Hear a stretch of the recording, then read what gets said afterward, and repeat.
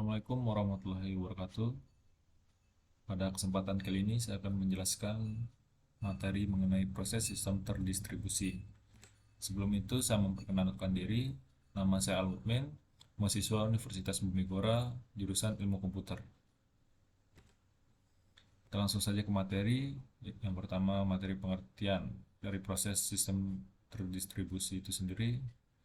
Proses sistem terdistribusi yaitu sebuah proses yang dijalankan pada lebih dari satu prosesor atau komputer untuk menyelesaikan sebuah pekerjaan secara paralel. Proses sistem terdistribusi dirancang agar sebuah program dapat dijalankan pada berbagai tempat dalam suatu jaringan komputer, baik LAN maupun WAN. Dalam proses sistem terdistribusi perlu perpaduan dalam teknologi jaringan dan komunikasi antar jaringan, karena selain proses yang harus didistribusikan, setiap host komputer harus menjalankan perintah diberikan oleh komputer utama. Sedikit saya tambahkan, pada proses sistem terdistribusi ini dia tidak hanya cuma di program saja, melainkan ada ditambahkan sebuah perangkat berupa jaringan agar bisa saling terkoneksi satu sama lain untuk mempermudah sebuah pekerjaan. Kita langsung saja ke contoh kasus. Pada sebuah bank, pelayanan nasabah yang menabung dilayani oleh teller. Masing-masing teller hanya memasukkan data-data nasabah yang diperlukan dan memasukkan nominal yang ditabungkan, sehingga data secara otomatis akan tercatat. Yang jadi pertanyaan di sini, di manakah proses terjadinya penyimpanan data nasabah? Ya, proses penyimpanan terjadi di server. Mengapa? Sebab jika masing-masing teller diberi aplikasi penyimpanan, maka data tidak akan sinkron. Contoh saja di sini ada pada gambar sini ada nasabah A, teller B dan komputer B. Di sini nasabah A melakukan transaksi atau menabung kepada teller B. Nah, teller B kemudian menginputkan ke komputer B. Kemudian besoknya nasabah A datang lagi ke bank dan ingin menabung kembali.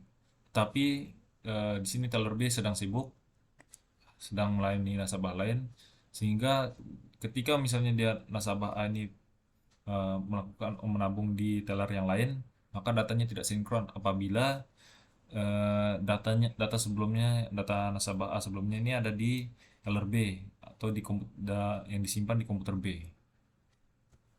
Makanya itu dibuatlah penyimpanan server agar walaupun nasabah A ini berada di teller manapun, tetap datanya tersimpan. Nah, di sini sudah dijelaskan untuk mengatasi masalah transaksi tersebut diperlukan sebuah server yang tiap server hanya terdapat aplikasi yang terhubung pada server dan proses transaksi dilakukan pada data yang pada server. Seperti yang saya jelaskan tadi, walaupun ntar kalau misalnya nasabah mau pergi ke teller manapun, tetap bisa diakses datanya karena di sini satu penampungan ya untuk datanya yang dapat diakses oleh komputer manapun, komputer teller manapun, untuk mempermudahkan nasabah, biar tidak hanya di satu teller saja yang dia tempat menginput data. Nah, jadi tujuan utama dari proses sistem terdistribusi ini yaitu menghubungkan pengguna komputer dengan sumber daya yang transparan, terbuka, dan memiliki skalabilitas. Dengan kata lain, sistem proses terdistribusi adalah sistem yang lebih baik dan kuat dibandingkan kombinasi sistem komputer standalone. Yang mana standalone ini yang maksudnya itu berdiri sendiri, yang hanya ada di komputer itu aja. Infrastruktur pendukung proses sistem informasi terdistribusi diantaranya ada Mobgrid Suite, Remote Procedure Call, Distribute Object, SOAP, XML, RPC, Glob, Execute, Python Remote Object, Boin, dan Globus. Di sini ada pengertian dari thread. Thread adalah sebuah alur kontrol dari sebuah proses di dalam sistem terdistribusi. Nah, di sini ada dua macam bentuk thread, yaitu single thread dan multi thread.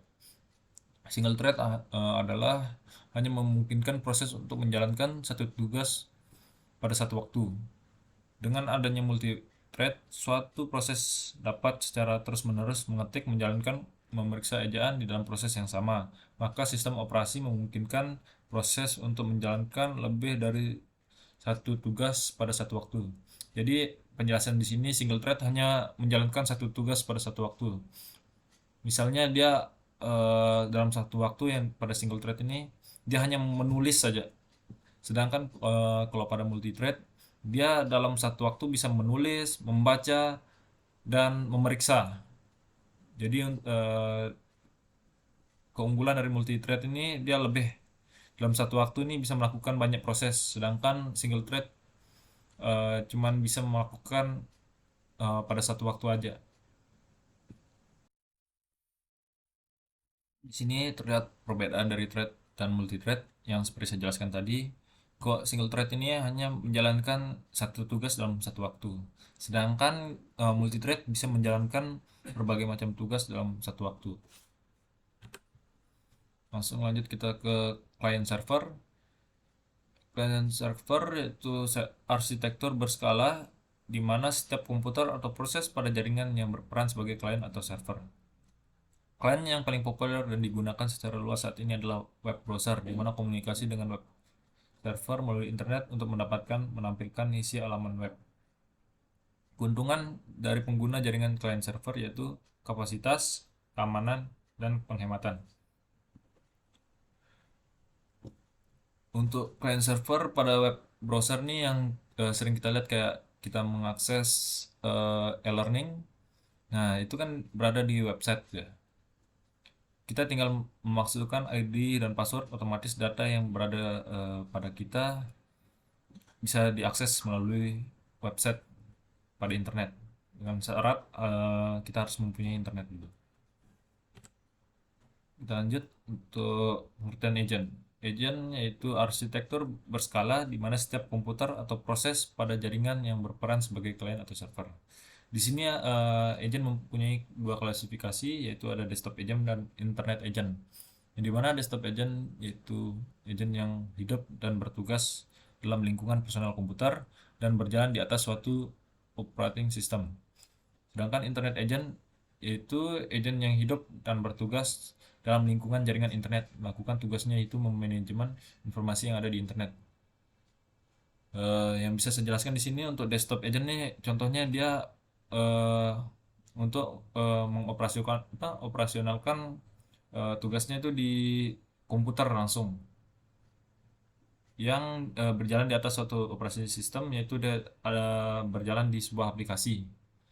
Sedangkan internet agent ini dia dia mengoperasikan di melalui jaringan internet.